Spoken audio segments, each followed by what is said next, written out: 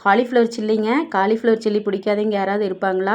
வீக்கெண்ட்லேயும் சரி, பண்டிகை டைம்லேயும் சரி, நம்ம கடைக்கு போனால் ஃபஸ்ட்டு நம்மளுக்கு காலிஃப்ளவர் சில்லினா ரொம்ப பிடிக்கும். அதுதான் ஃபஸ்ட்டு வாங்கி சாப்பிடுவோம்.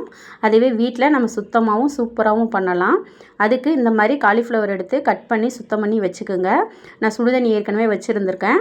இப்போ அதில் போட்டு ஒரு 10 நிமிஷம் விட்டுட்டு அதுக்கப்புறம் வடிகட்டி எடுங்க. அப்போ தான் பூச்சி இருந்தால் செத்துரும். இந்த மாதிரி வடிகட்டிட்டிங்க அப்படின்னா தண்ணி இல்லைனா தான் நம்ம மாவில் போடும்போது தண்ணி இல்லாமல் நல்லா பிசைஞ்சு கொடுக்கும்போது நல்லாயிருக்கும். இப்போ அந்த மாவு ரெடி பண்ணிக்கலாம். 3 ஸ்பூன் கார்ன்ஃப்ளவர் மாவு, 1½ ஸ்பூன் கடலை மாவு, 1 ஸ்பூன் அரிசி மாவு, இஞ்சி பூண்டு பேஸ்ட்டு 1 ஸ்பூனு, வரமிளகாத்தூள் 1 ஸ்பூனு, காஷ்மீரி சில்லி 1 ஸ்பூனு கலருக்காக கொடுத்துக்கிறேன். உப்பு 1 ஸ்பூன் போட்டுட்டு நல்லா பெசரி எடுத்துக்கோங்க. நீங்கள் ஒரு சிலர் முட்டை போடுவீங்க. முட்டை போட்டிங்க அப்படின்னா நமக்கு அந்த சில்லி ஒரு மாதிரி வதன்னு ஆயிரும். அந்த மொறுமொறுப்பு கிடைக்காது.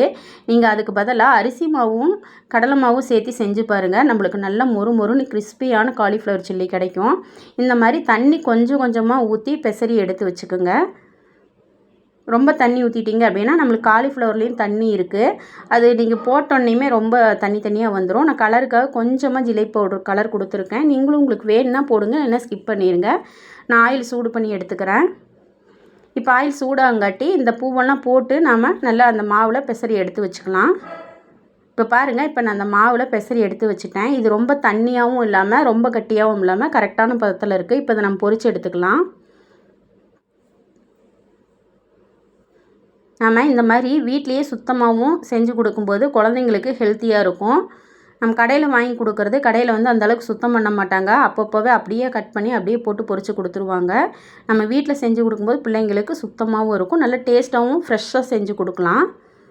இங்கே பாருங்கள், நான் ரெடி பண்ணிட்டேன். சூப்பரான காலிஃப்ளவர் சில்லி ரெடி ஆயிடுச்சு.